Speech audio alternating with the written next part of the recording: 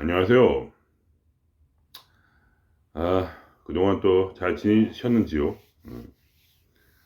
여러분께서 또 이런 내면의 평화를 많이 얻으시고 또 영적인 성장을 이루시기를 기원 드리겠습니다.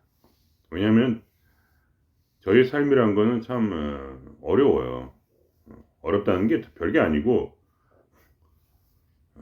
남들이 모르는 일을 하고 있으니까 그게 좀 어렵다는 저는 가끔 그런 생각이 듭니다. 왜냐면 아무도 알아주질 않으니까. 그러니까 사람이 뭐라구나 실제적으로 자기에게 도움이 되지 않으면 이 일을 계속할 수가 없어요. 그죠? 누가 알아주는 것도 아니고. 그리고 그런 뭐랄까 자기만의 어떤 자긍심이 있어야 돼요, 사람이. 어, 내가 진짜 위대한 그런 일을 하고 있다는 그런 자긍심이 필요합니다.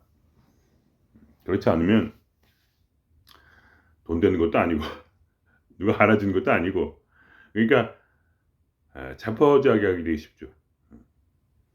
그러니까 실제로 정말로 이것을 뭐랄까 열심히 하기 위해서는 그러한 자긍심이 필요하다, 그렇게 말씀을 드리고 싶네요. 실제로 정말 좋은 일을 하고 있는 거예요. 어, 왜냐면 인류에게는 언제나 그런 천재들이 있습니다. 제가 뭐 천재라는 게 아니라 이미 우리가 이런 일을 하고 있다는 것 자체가 이미 천재라 이런 얘기입니다. 이런 거에 관심을 갖고 있는 건 자체가. 왜냐면 인류의 역사라는 것은 사실 아주 극소수의 인물들이 정말 이끌어가고 있는 거잖아요, 그죠? 어, 그러니까 과학계에서도 어떤 하나의 그러한 중요한 발견은 아주 소수의 사람에 의해서 이루어졌죠. 예를 들면 아인슈타인이라는 사람이 상대성 원리를 발견했고, 그전에는 뉴턴이 바로 이 외부 세계의 어떤 그 중력이나 이런 거에 대해서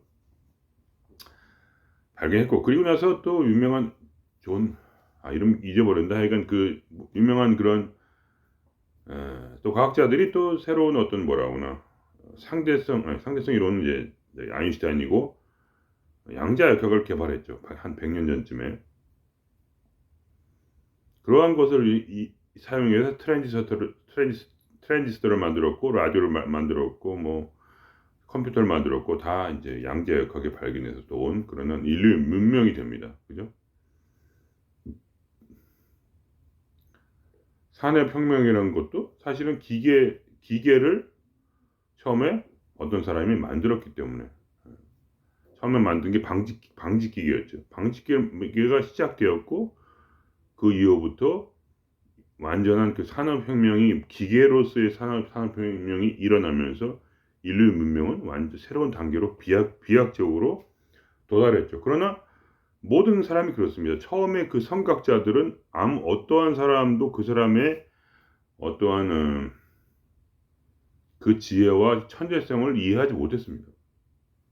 그 진화는 바로 나중에 돼서야 어떤 인정을 받게 되죠.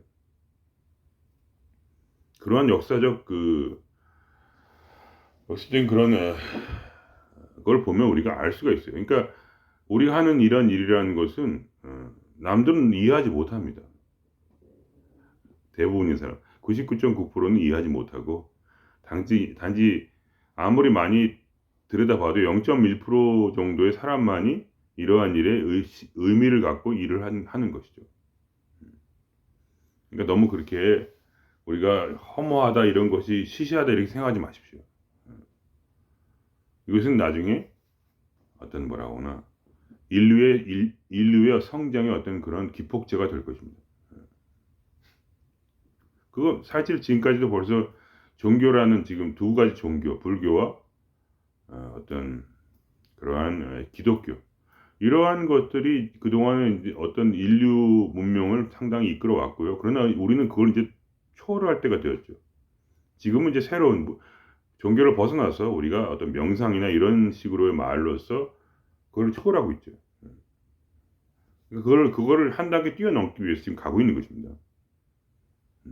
우리가 불교나 기독교에 머물러 있다면 그거는 더 이상 우리의 삶의 의미라는 건 존재하지 않아요. 물론 이제 존재하는데 그것도 상당히 행복을 줄 수 있는 그런 좋은 길이긴 하지만, 그러나 우리는 우리에게 어떤 성각자들 입장에서 본다면 우리에게는 더 하나의 우리의 사명이 있습니다. 그것은 그 기독교와 불교를 초월해서 더 높은 길로 가는 것이죠. 그것만이 사실은 이 우주의 입장에서 볼 때는 가장 중요한 것입니다. 그것이.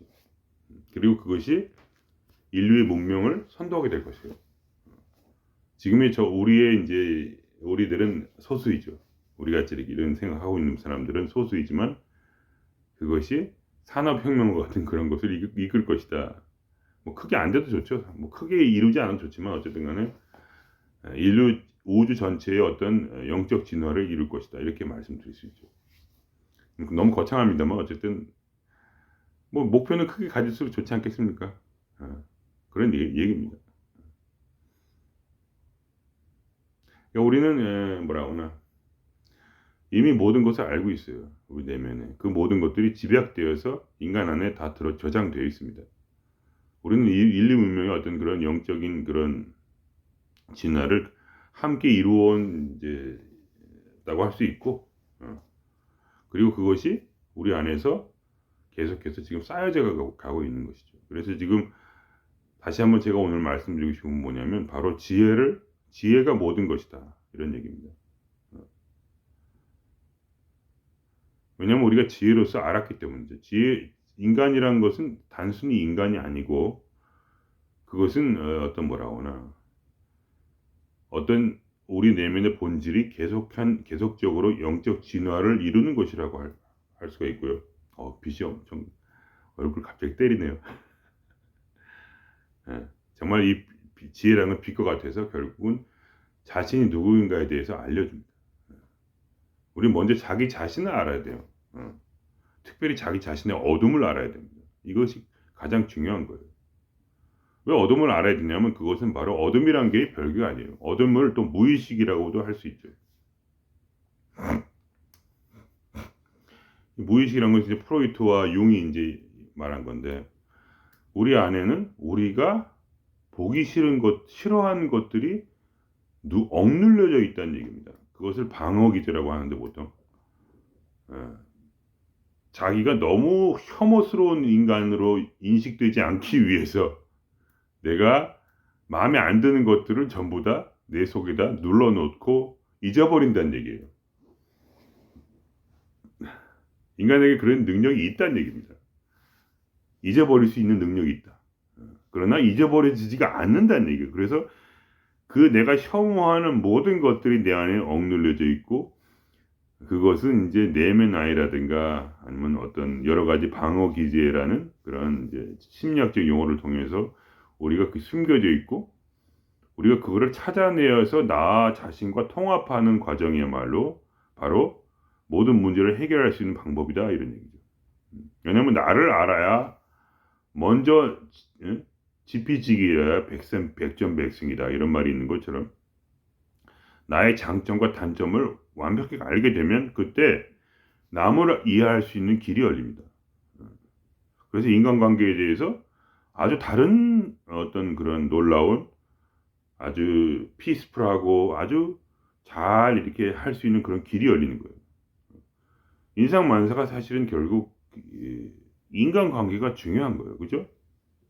어떻게 인간관계를 맞냐에 따라서 어떤 외로움이라든가 그런 것에 대한 문제가 해결이 되고 행복해질 수가 있는 것인데 이 빛이 엄청 잠깐만 이거 어떻게 하지? 하여간 그냥 두죠 뭐. 그래서 하여간 그래가지고 하여간 지금 시작하려니까 갑자기 또 얼굴에 빛을 비춰주네요. 나보고 정신 차리라는 얘기인지 이 우주가.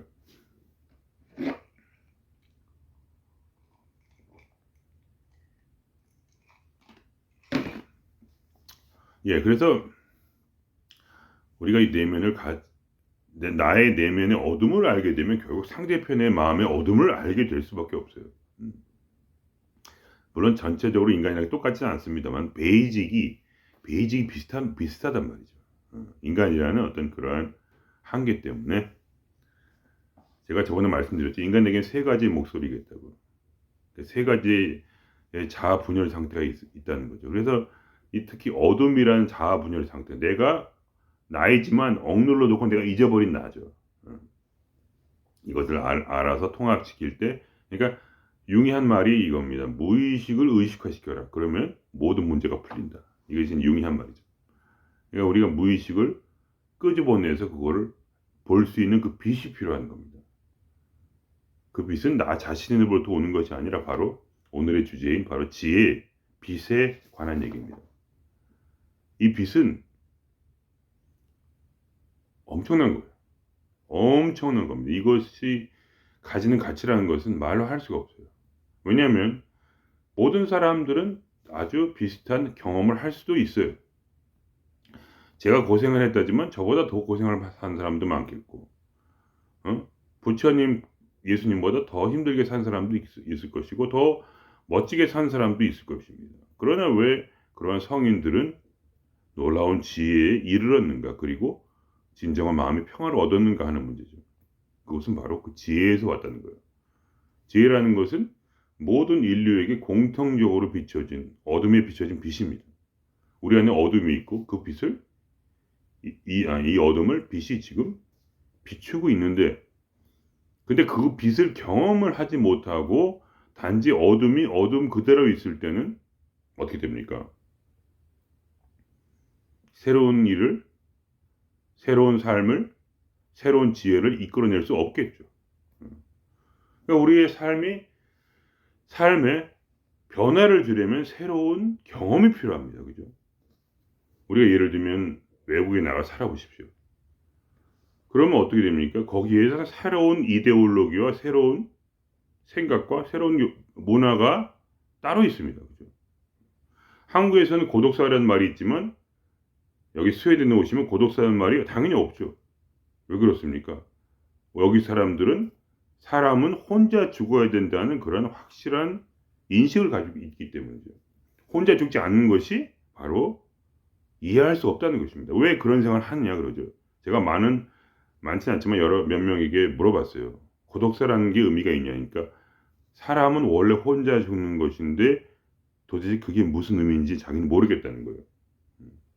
그러니까 스웨덴 사람들은 고독사라는 말의 의미를 이해하지 못합니다. 왜냐하면 원래 인간은 죽음이란 말에는 그 고독함이라는 것이 이미 함유되어 있어서 따로 고독하다는 말을 쓸 필요가 없는 거예요. 그러니까 문화적 차이, 그러니까 즉 어떤 새로운 환경에 들어갈 때 우리는 새로운 생각을 받게 되는 거죠. 그렇기 때문에 스웨덴 사람들은 우리가 혼자 죽는 고독사란 말 하면 그걸 이해하지 못해요. 원래 사람이 혼자 죽는 것인데 왜 슬퍼하는지 이해할 수 없다는 것이죠. 아무도 이해하지 못해서 스웨덴 사람들은. 물론 아무도는 아니겠죠. 또 그렇게 그런 생각을 갖지 않은 분들은 당연히 또 그것이 굉장히 슬프겠죠.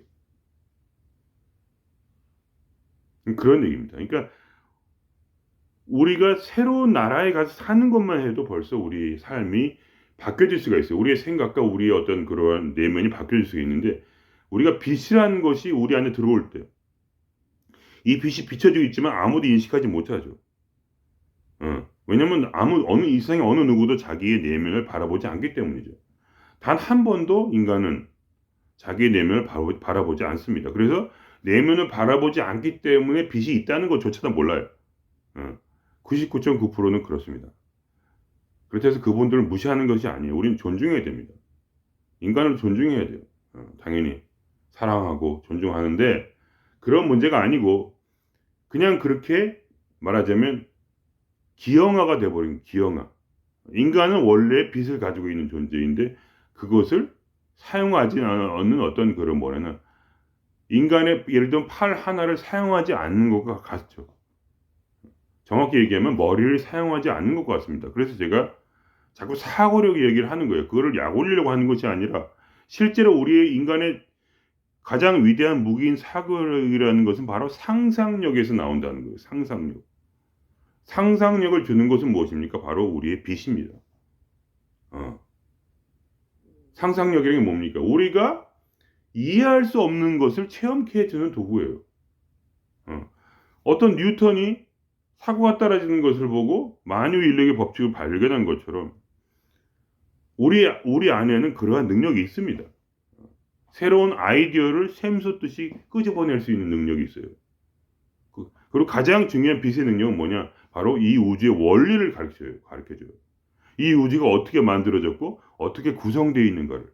그리고 인간이라는 것은 어떻게 구성되어 있고 어떤 식으로 되어 있는 것을 우리에게 직관적으로 가르쳐줍니다. 직관적으로 가르쳐줘요. 그리고 그걸 이해하게 해주죠.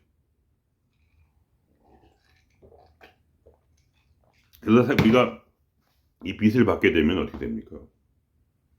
바로 삶에 직접적으로 적용할 수가 있는 거예요. 이 빛은 또 우리가 개인적으로 자기 자신이 어떤 사람인가를 가르쳐줘서 우리가 직접적으로 우리 삶에 자기 삶에 이 빛의 원리를 적용할 수 있도록 가르쳐줘요.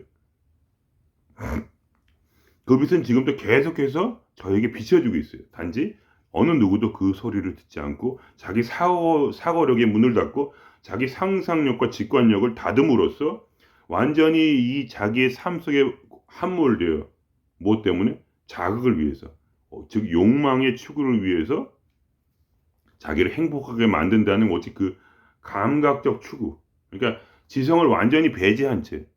지성이라는 것은 무엇을 위해 사용하느냐? 바로 돈을 벌기 위해서. 그리고 인간관계를 잘하기 위해서 사용하고 그거 외에 그러니까 돈도 바깥에 있고 인간관계도 바깥에 있죠. 그러니까 내면의 어떤 진정한 원리를 깨닫기 싫고 단지 어떻게 하면 감각적으로 그거를 얻을 것인가만을 끊임없이 추구하면서 결국 뭐냐? 그 삶은 어떻게 되냐면 결국은 내 스스로의 삶이 아니라 자기의 내면에 속에 있는 어둠을 따라서 살게 될 수밖에 없는 그러한 것이 되는 것이죠. 아무리 내 내에 있는 어둠을 무시하려고 해도 그 어둠은 계속해서 나를 부추깁니다. 끊임없이. 나는 실행자죠. 나라는 어떤 개체 의식은 실행자로서 바로 이 어둠의 원함을 이루기 위해서 살아가죠. 이 어둠도 나 자신이기 때문에 결국은 내가 피할 수가 없다는 거죠. 그래서 어떻게 됩니까? 보통 나이가 50쯤 되면은 그다음부터 사람이 어떻게 됩니까? 이 어둠과 너무 많이 대화를 했기 때문에 그러니까 계속 예를 들면 어떤 사람이 이제 젊었을 때는 말도 분명하지 않고 말도 왔다 갔다 하고 그죠? 어떤 말이 더 이상 이렇게 한 길이 없고 왔다 갔다 합니다. 그건 뭐냐면 어둠에 물들지 않았다는 얘기예요. 그게 나중에 나이가 들어서 말이 확고해지고 자기 주장이 확고해지는 것은 절대로 좋은 것이 아닙니다. 사람들이 착각을 하는 것뿐이에요. 내가 지금 지혜로워졌다. 나는 이제 누구랑 해도 말을 잘하고 인간관계도 잘하고 삶도 상당히 이제 편해졌다. 이렇게 착각을 하는 것이죠. 근데 사실은 무엇이냐면 바로 우리가 깊이 그걸 들여다보면 어떻게 되냐면 내가 나의 어둠과 나를 통합시키지 못했기에 나도 모르는 사이에 은연중에 내 안에 있는 어둠이 내 뇌에 각인이 되어서 이제 더 이상 나 자신의 의지가 상실된 것을 말합니다. 어렸을 때는 잘 몰라요. 이렇게 됐는지 저렇게 됐는지 몰라요. 경험을 하지 않았기 때문에. 근데 우리가 경험을 통해서 이 사회생활을 이 정도로 하면 된다는 것을 알게 되고, 그죠? 그래서 자기의 어떤 그 지혜가 발달이 돼서 나름대로 사회생활을 잘 하게 되죠. 그러면서 꼰대가 된다고 하죠, 보통. 그러니까 50이 넘어가면 꼰대가 되는 겁니다. 그러니까 더 이상 소통 불능이에요. 사회에서 너무나 당연한 얘기입니다. 그래서 사회에서 왜 자꾸 MZ세대가 직장을 떠나는가? 그것은 MZ세대들은 아직 확고하지는 않아요. 확고하지는 않지만 50대가 되면은 30대는 확고하지가 않은데 50대가 되면 너무나 확고한 겁니다. 예를 들면 30대랑 제가 붙어갖고 제가 막 욕을 하고 막 그러면 어떻게 됩니까? 30대는 꼬리를 내리고 변할 수가 있어요. 생각도 좀 변해요, 이렇게. 저 때문에. 제가 말하면 또 그걸 듣기도 합니다. 그래서 30대랑은 그래도 말이 통해요. 나를 적대하는 사람도 나중에 보면 나랑 이렇게 친해질 수도 있고 그런데 50대는 똑같아요, 항상. 무슨 소리를 해도 변하지 않아요. 절대로. 50대가 넘어가면 보통 뭐냐? 이제 지혜가 발달하고 사회성이 발달하고 말도 잘하고 자기 나름대로 방식으로 살고 혼자 사는 사람도 있고 둘이 사는 사람도 있고 여러 명 같이 만나는 사람도 있고 자기 스타일대로 그것이 확고해져서 더 이상 변하지가 않습니다. 그럼 어떻게 되냐? 바로 그 사람은 바로 로봇가 되는 것이죠. 이미. 로봇가 됐다는 얘기는 제가 진짜로 무슨 진짜 로봇가 됐다는 게 아니라 그 사람의 행동이 더 이상 변할 수 없는 확고불변한 상태의 돌덩이처럼 되어서 더 이상 이 뇌에 있는 어떤 이 사고 회로를 바꾸는 것은 불가능하다는 그런 말씀입니다. 더 이상 바꿀 수 있는 방법, 유일한 방법은 바로 머리에다 총을 대면 그때 좀 변할 수 있어요. 너 지금 이거 할래? 너 술 끊을래 지금? 아니면 총 맞아 죽을래 하면 그때 술을 끊을 수 있죠. 그 정도 외에 그 낮은 자극들은 그 사람의 행동을 바꾸기는 힘들다는 것이고 말투도 바꿀 수 없고 행동도 바꿀 수 없습니다. 두드려 패도 안 돼요. 그래서 어떻게 됩니까? 자신의 어떤 의지대로 자기의 삶을 단 1도 바꿀 수 없는 상태가 됩니다. 자기의 의지는 있으나 나에게 나라는 어떤 생각도 있고 나라는 개체의식도 있고 나라는 의지도 있지만 의지를 통해서 자기의 삶을 이제 바꿀 수 없어요. 그 사람은 죽을 때까지 딱 그렇게 사는 것이죠. 그런 얘기입니다. 그러니까 그런 것이 얼마나 슬픈 것인지 그분들은 모르지만 우리는 알아요. 얼마나 그것이 슬픈 것인지. 더 이상 어떠한 발전 가능성도 없다. 그 사람의 인생은 이제 완전 확고해진 겁니다.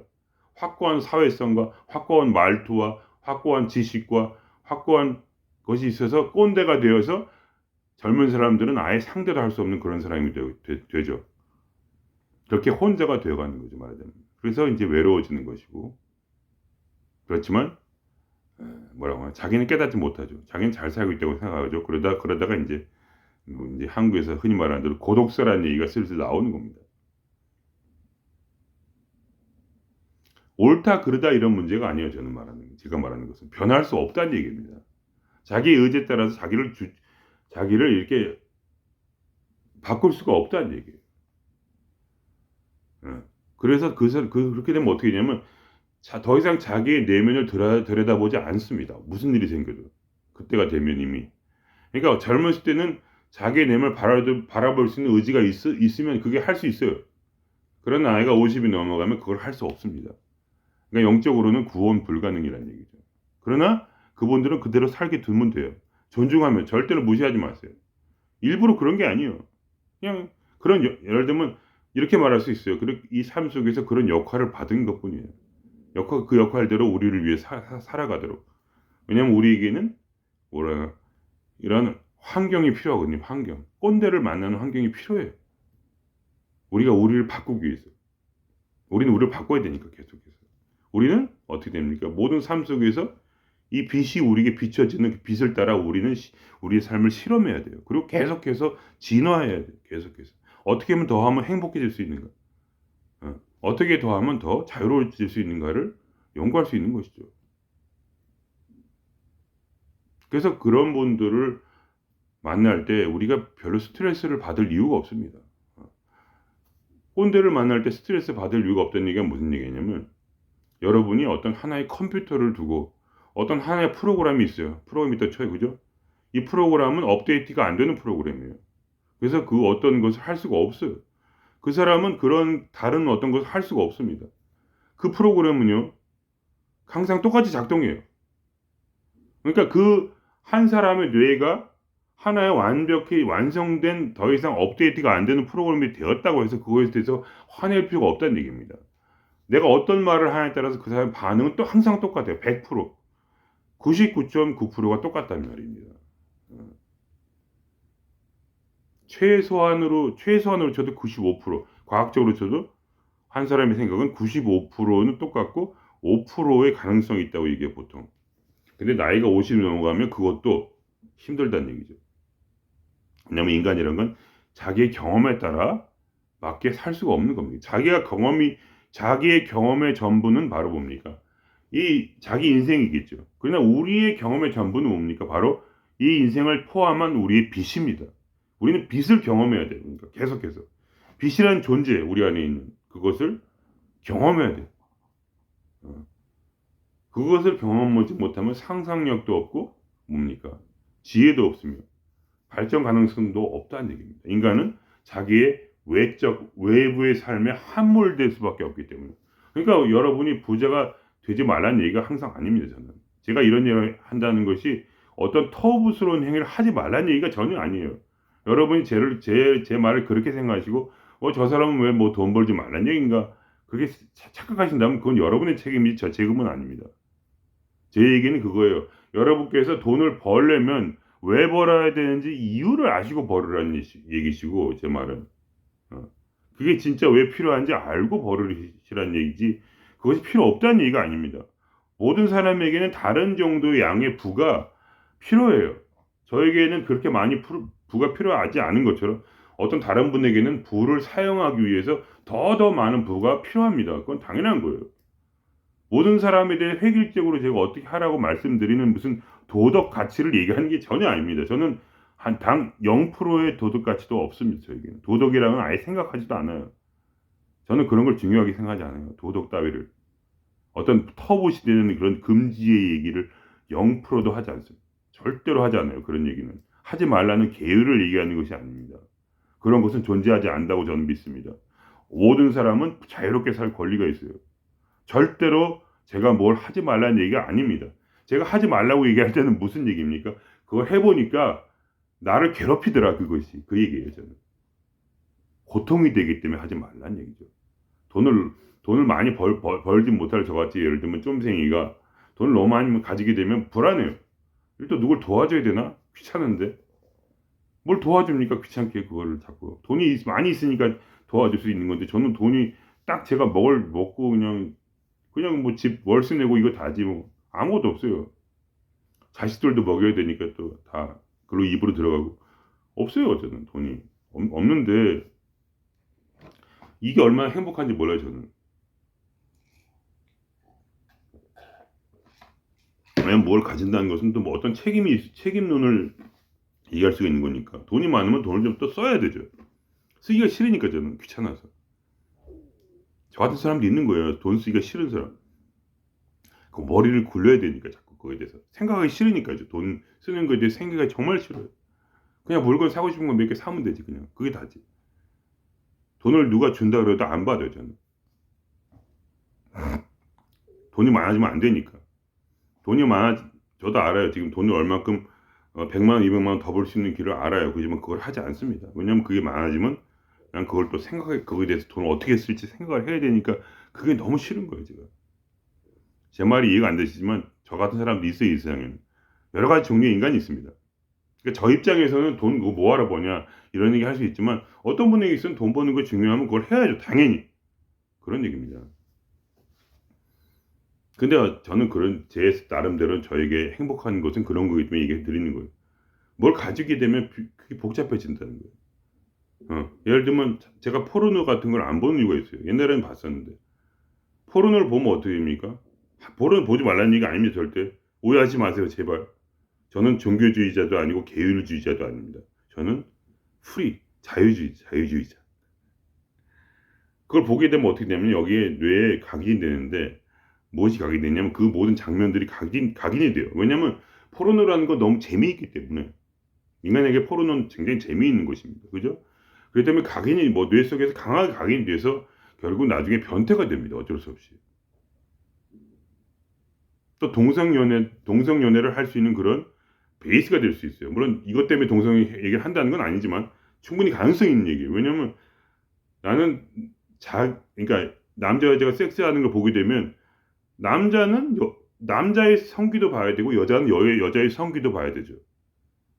그리고 이제 거기 안에 들어가 보면 또 남자 여자 이렇게 동성끼리 하는 것도 있을 뿐더러 그걸 안 보더라도 결국은 남자 여자 하는 것만 섹스하는 건 봐도 자기는 자기 동성의 성기를 봐야 돼요. 그럼 거기에 흥미가 가질 수밖에 없어요. 왜냐면 그게 각인이 되니까 재미있어서. 그래서 변태가 될 수밖에 없는데 나중에 오랫동안 그걸 지속하면 그러면 그게 굉장히 피곤하지 않습니까? 왜 변태로 살아야 돼요? 힘들게. 자기 마누라한테도 변태 짓을 시켜야만 잘 만족이 될 거 아닙니까? 얼마나 귀찮아요 그게 진짜. 변태가 되면 얼마나 돈도 많이 들고 사회적 지탄도 받고 그렇게까지 힘들게 살 필요가 있을까? 저는 이런 얘기예요. 그러니까 차라리 저는 어? 자유여행을 하시려면 그냥 상상으로 하든가 내 머릿속에 뭐 새로운 게 있는 게 아니지 않습니까? 내 머릿속에 있는 거 그냥 똑같으니까 그냥 더 이상 뭐 각인시킬 것도 없고 그러니까 혼자 그냥 자유여행을 하든가. 근데 자꾸 포르노를 보게 되면 어떻게 되냐? 변태가 될 수밖에 없다는 그런 어떤 귀결이 각인의 인간 각인의 효과 때문에 머리가 바뀌는 거예요. 뇌가 바뀌기 때문에. 그러니까 예를 들면 마약 같은 것도 마찬가지죠. 변태가 되지 않는 거고 마찬가지로 마약적 환경에서 마약을 흡수하지 않으면 쾌감을 뭐 얻지 못하는 변태가 되지 않으면 쾌감을 얻지 못하는 마약을 먹지 않으면 쾌감을 얻지 못하는 너무 맛있는 음식을 먹지 않으면 쾌감을 얻지 못하는 상태가 되는 것은 얼마나 귀찮은가 이게입니다. 계속 그걸 쫓아다니고 에너지를 소모하잖아요. 물론 그게 재밌다고 그러면 할 수 없어요. 재밌어서 그거 하겠다는데 누가 말립니까 그냥. 그런데 제 입장에서는 저같이 게으름장 입장에서는 왜 그렇게 변태 섹스를 해야 되고 왜 이렇게 마약을 먹어야 되고 왜 그렇게 그냥 맛있는 걸 찾아서 계속 되는 건지. 그래서 예를 들면 축구 경기 농구 같은 것도 저는 안 봅니다. 그거 봐봤자 나중에 그걸 쫓아다니는데 되잖아요 또 그거를. 그 취미 생활이라면 할 말 없지만 문제는 뭡니까? 과하게 되면 안 돼요 과하게. 그러니까 이렇게 제가 항상 얘기했지만 도파민 수치가 살짝 올라가면 살짝 내려가죠. 살짝 올라가면 업앤다운이 인생의 업앤다운과 똑같습니다. 인생의 어려움과 힘듦과 또 좋음과 어려움이 있듯이 도파민 수치도 뭡니까? 어렵다가 조금 좋아졌다가 어렵다가 조금 좋아지는데 그 느낌이 거의 비슷합니다. 저는 그걸 좋아해요. 어. 귀찮지 않으니까 더 이상. 그렇게 괴로워질 리 없어요. 마음이 그렇게 괴롭냐? 안 괴롭습니다. 왜냐면 도파민 많이 먹지 않아요. 처음부터. 막 뭐 맛있는 거 막 쫓아다니지도 않고 포르노도 안 보고 그러다가 이렇게 살짝 떨어져요. 그러면 조금 우울해요. 우울하면 어떻게 되냐? 그냥 그럴 때 그냥 좀 맛있는 거 사 먹든가 예를 들면 맛있는 거 사 먹어도 뭐 대단한 음식을 먹는 게 아니라 그냥 오늘은 조기구이를 한번 먹어볼까 그러면 조기구이만 먹어도 이렇게 살짝 올라갑니다. 그러다 하루 종일 그냥 냉동 피자 같은 거 먹으면 좀 떨어지죠. 아, 이게 계속 냉동 피자만 먹었더니 좀 떨어져. 그러면 오늘 다시 약간 뭐 삼겹살을 좀 먹을까 그러면 조금 올라갔다가 그렇게 사는 게 전 좋다는 거죠. 아니 근데 예를 들면 변태성애자가 된다고 쳐요. 그러면 변태성애를 얻을 때는 얼마 줬습니까? 확 올라가죠. 그러다가 올라가면 그 반장으로 확 떨어집니다. 뇌의 작용이에요, 그냥. 그러면 도파민 수치가 떨어져서 뭐니까 우울증 단계까지 빠집니다. 바로 우울증이에요. 그날 변태 생활 한 날 그 다음 날 우울증으로 빠지는 거죠. 그럼 어떻게 또 올려야 되니까 또 해야 돼. 또 확 떨어져. 그러니까 막 사람이 롤러코스터가 돼가지고 그렇게 힘들게 꼭 살 필요 있냐 이거지 제 말은. 그거 없으면 죽냐 이거죠. 그냥 이렇게 살면 안 되나. 돈이 막 100억을 번 다음에 100억을 또 잃어버려. 그러나 그냥 확 떨어지고 또 100억을 벌었다가 또 100억을 잃었다가 막 3천억을 벌었다가 막 3천억을 잃었다가 그럴 필요 있는가?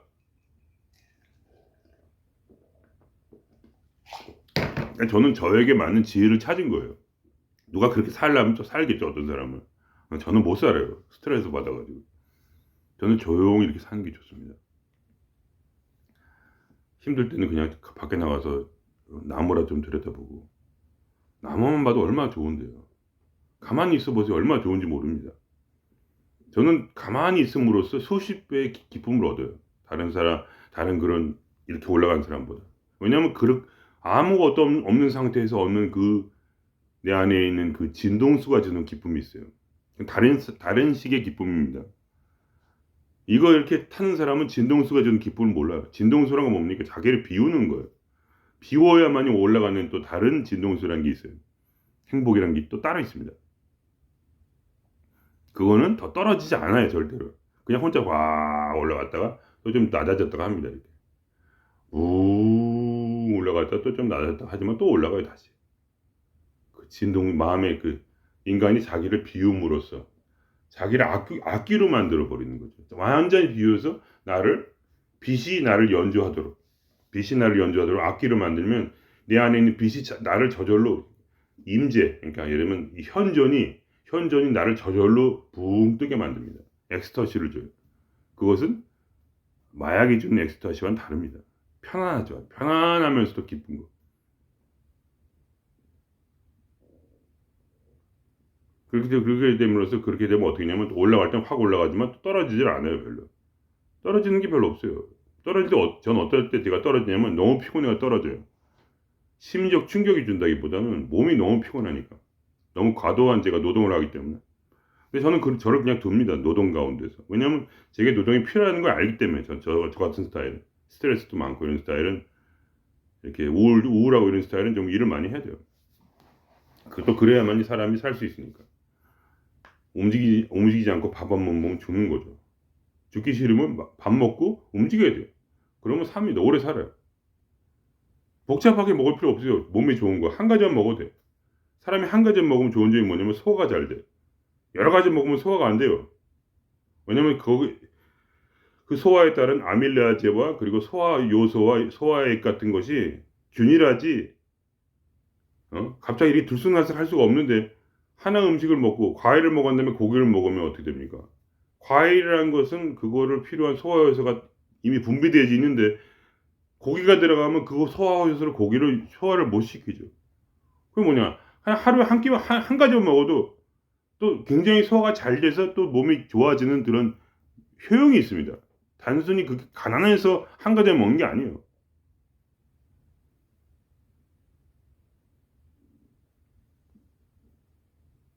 꼭 뭘 잘 먹어야만 꼭 몸이 건강해지는 것도 아닙니다, 사실. 굶을수록 좋다는 얘기도 많아요, 요새는.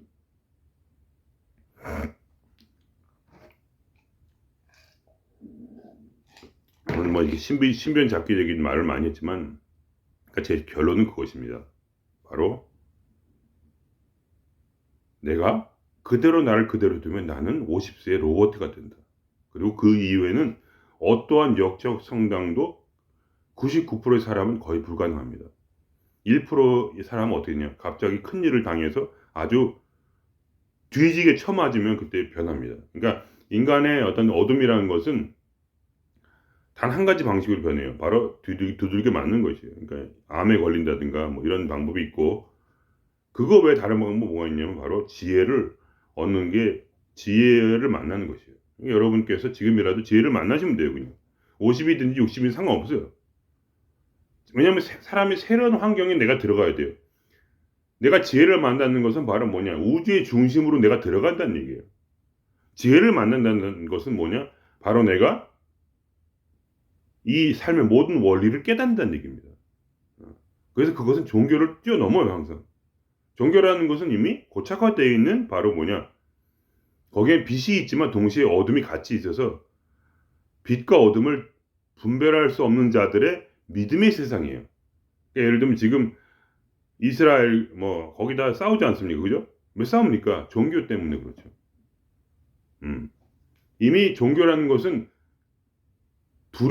거기에 종교의 두 표는 두려움이 있어서 계율이 있고 두려움이 있고 바꾸지 못한다는 절대적이라는 그러한 두려움이 있기 때문에 인간에게 그걸 줘서 그것을 구별하지 못하게 만들어요. 그러니까 머리가 바보가 되는 거예요. 종교인이 되면. 종교인이 되면은 어떤 한계 이상을, 그러니까 일반인보단 더 나을 수 있어요. 영적으로. 그러나 그 한계를 절대로 벗어나지 못합니다. 여러분이 불자가 되고 크리스찬이 되면 여러분의 영적 여정이라는 것은 딱 그 수준이었다. 더 이상 올라가지 못하죠. 그래서 어떻게 됩니까? 결국은 극단주의자로 가게 되면은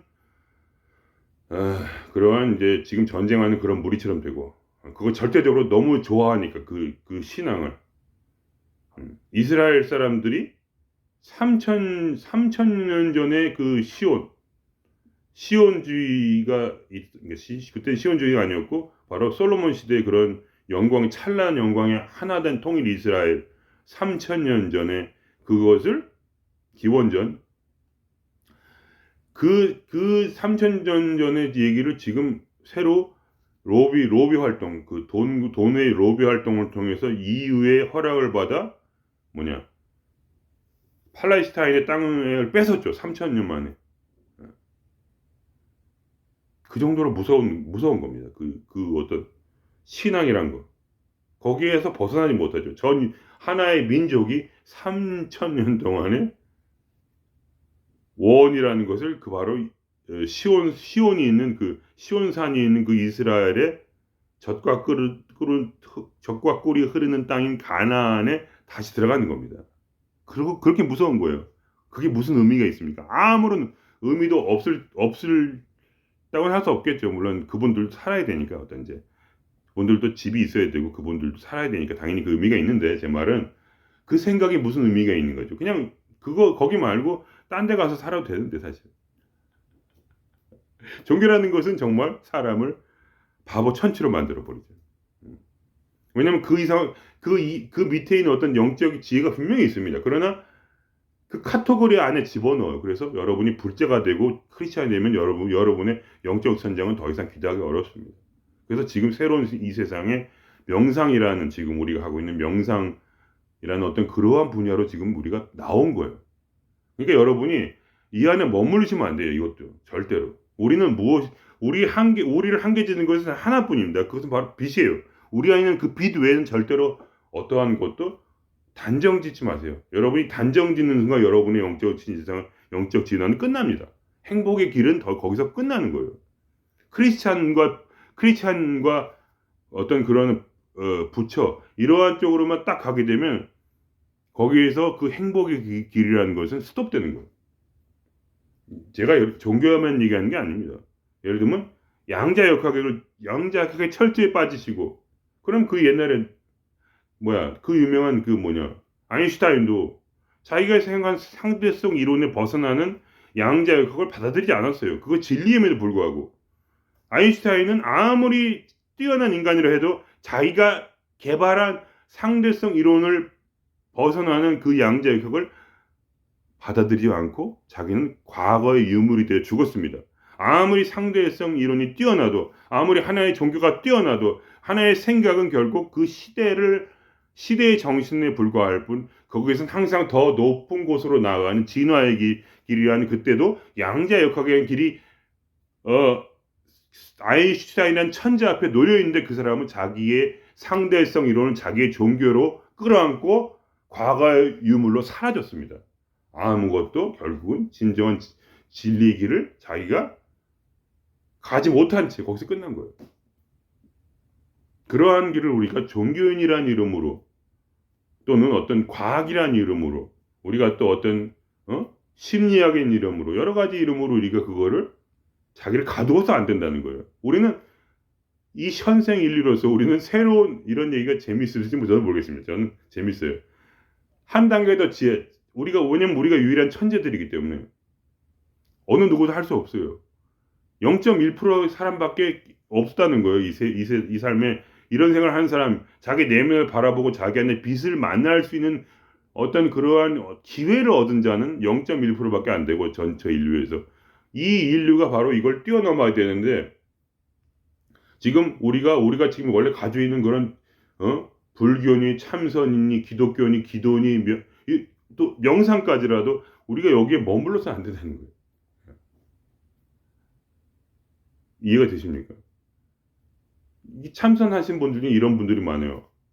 생각하지 마라. 그냥 저절로 다 된다. 저절로 이루어진다. 생각하지 마라. 그렇게 똑같이 얘기를 하니까 아무도 못 알아듣지 않습니까? 어떤 분이 그러한 상태로 들어가면 그때서야 그런 거구나 이렇게 하죠. 그런 얘기가 아니에요. 그러니까 어떤 것을 알아도 30%만 알면은 남들한테 전달을 못 해줘.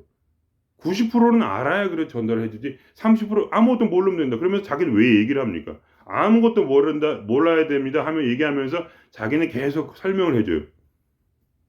그럼 그 말이 맞지가 않지 않습니까? 왜 설명합니까? 그러면 아무것도 몰라도 되는데 그냥 집에 보내지. 그런 얘기입니다. 그건 뭐냐? 바로 우리 안에 있는 언어라는 것은 언어를 통해서 언어를 싸워서 우리를 아무것도 안 해도 되는 상태, 아무것도 없는 빈 상태로 만든다는 얘기예요. 그거를 말을 못 해줘. 그렇게 쉬운 건데. 언어는 언어로 깰 수밖에 없거든요. 그래서 그 사람을 머리를 비게 하기 위해서 언어로 자기 언어로 그 참가자의 언어를 깨주는 거예요, 자기가. 그래서 그 언어가 서로 상쇄되어 사라지고 거기에 온전히 허공만이 남아서 아무것도 하지 않는 상태, 그 저절로 일어난 상태가 되도록. 근데 저처럼 이렇게 말해준 사람이 없어요. 왜냐면 그거를 자기가 스스로 그 안에 빛을 만나서 그거를 이해하고 얘기를 해줘야 되는데, 종교에 빠져가지고 그 이상을 말할 수 있는 두려움이 있어. 그 사람은 그 종교에 머물기 위해서는 그냥 이렇게 말할 수밖에 없어요, 항상. 아무것도 생각할 필요 없어요. 그냥 되는 것은 자연스럽게 됩니다. 그냥 사세요. 아무것도 안 해도 돼요. 그냥 사세요. 이게 뭡니까? 바로 참선 스타일 말이죠. 즉 참선이라는 종교는 그 이상의 말을 머릿속에서 두려움 때문에, 내가 여기서 머물기 위해서, 내가 여기서 스피커가 되기 위해서는 이 이상의 말을 하면 안 된다는 두려움 때문에 그 자기의 안에 있는 그 내면의 빛과의 접촉을 멈춥니다. 즉 참선하시는 곳에 들어가면 항상 헷갈리실 거예요. 무슨 말을 들어도 이해가 안 되실 거예요. 왜냐하면 그분들은 그렇게밖에 말하지 않도록 그거 외에는 허락이 안 돼요. 다른 얘기 할 수 없어요. 종교에서는, 기독교에서는 뭡니까? 예수 그리스도에 대해서 예수 그리스도가 신이 아니고 나랑 똑같은 사람이고, 우리는 사실 다 신이야, 이렇게 이야기하면 저를 어떻게 보면 화형시키겠죠, 옛날 기독교라면. 그러니까 종교 안에는 두려움이 있는 거예요. 다른 얘기를 하면 그 안에서 받아들이지 않기 때문에. 종교라는 것은 좋고 나쁨과 선과 악을 구별하지 않고 믿음이란 이름으로 그걸 획일화시켜요. 그래서 거기서 나오지 않으면 더 이상의 진보라는 건 존재하지 않는다. 그리고 거기에서는 설명이라는 건 30%밖에 안 돼요. 30%의 설명이라도 안 듣는 것보다 듣는 게 나아요. 사실 맞는 얘기잖아요. 아무것도 하지 마세요. 그냥 저절로 되는 게 돼요. 되면 됩니다. 그 말이 틀려요? 맞죠. 근데 그건 30%짜리 설명이라서 들어도 이해가 안 되는 설명이죠. 그걸 계속 들어야 되는 거예요. 그러니까 종교인들은 그런 큰 고통에 갇혀 있는 거예요. 계속해서. 어떠한 것도 이해할 수 없는 고통. 그러나 실제로 그냥 놔두면 되긴 돼요, 사실은. 그러니까 또 됐다고 한 사람도 나오는 거죠. 그러나 그 사람은 끊임없이 자기의 사고와 상상력을 발휘하지 못한 채 종교라는 틀 안에 들어가서 결국은 극단주의자는 어떻게 됩니까? 남을 죽이게 되고, 온건주의자는 어떻게 됩니까? 그냥 자기 망상에 사로잡혀서 내가 다 이루었다고 생각하고 그냥 더 이상 진화하지 않고 자기가 그 종교라는 틀 안에 빠져서 그대로 소멸하게 되죠. 그럼 그것이 이 우주 전체의 진화라는 입장에서는 참 아쉬운 얘기예요. 왜 그렇게 어리석게 살다 가는 것인지. 왜 100%의 설명을 자기 안에 있는 나의 안에 있는 그 진정한 신에게 듣지 않는 것인지. 그건 나밖에 모르는 건데, 사실.